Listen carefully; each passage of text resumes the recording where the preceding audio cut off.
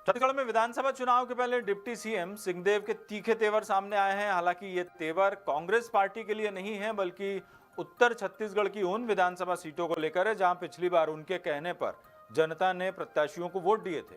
लेकिन 5 सालों में उत्तर छत्तीसगढ़ के इन विधायकों ने पाला बदलने से गुरेज भी नहीं किया। अब सिंहदेव ने जो बोला उसके सियासी मायने क्या है? पिछली बार उत्तर छत्तीसगढ़ की 14 में से 14 सीटें जीतने वाली कांग्रेस के लिए क्या इस बार सभी सीटें जीतना मुमकिन नहीं होगा? देखिए हमारे संवाददाता याज्ञवल्क्य मिश्रा की रिपोर्ट। एक हफ्ते पहले जब सीएम भूपेश बघेल का जन्मदिन था, तब उन्होंने डिप्टी सीएम सिंहदेव के पैर छूकर आशीर्वाद दिया। छत्तीसगढ़ की सियासत की ये सुखद तस्वीर थी, लेकिन सियासत में तस्वीरें कुछ और कहती हैं और भीतर खाने में राजनीति कुछ और होती है। इसके चंद दिनों बाद अंबिकापुर सीट, जहां से टीएस सिंहदेव विधायक है, उनका नाम टिकट के दावेदारों में ब्लॉक स्तर पर पहुंचा।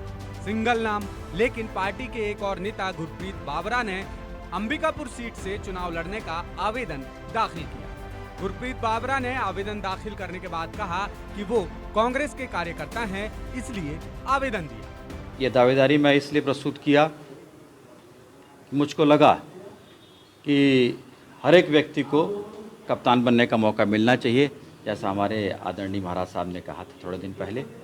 तो मुझे भी कप्तानी का मौका मिलना चाहिए अंबिकापुर विधानसभा से, और मैं भी विधायक बन के यहाँ के लोगों की सेवा करना चाहता हूँ। बस यही वो तस्वीर थी जिसने सिंहदेव को तल्ख तेवर अपनाने के लिए मजबूर कर दिया, क्योंकि माना जा रहा है कि ये कांग्रेस की जो अंदरूनी गुटबाजी है, उसी के चलते सिंहदेव जैसे दिग्गज नेता के सामने गुरप्रीत बाबरा ने भी आवेदन किया। इसके बाद सिंहदेव समर्थक 100 से ज्यादा कार्यकर्ताओं ने विधानसभा चुनाव लड़ने के लिए आवेदन दे दिया। यानी अंबिकापुर सीट से चुनाव लड़ने के लिए 100 से ज्यादा आवेदन आए।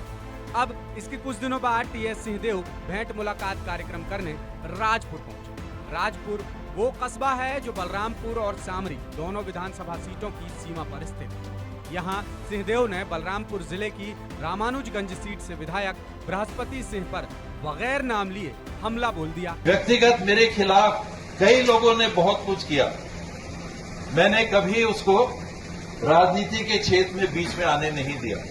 लेकिन आज एक घटना ऐसी घटी है छत्तीसगढ़ में, जिसमें एक सीमा पार करके किसी ने मेरे ऊपर आरोप लगाया, जान के खतरे का आरोप लगाया, वहां पर समझौता नहीं हो सकता।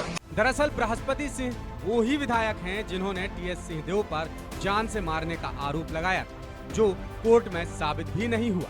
उस वक्त माना गया कि 2.5 साल सीएम का जो विवाद था, उसमें सिंहदेव को नीचा दिखाने के लिए इस तरह के आरोप लगवाए गए।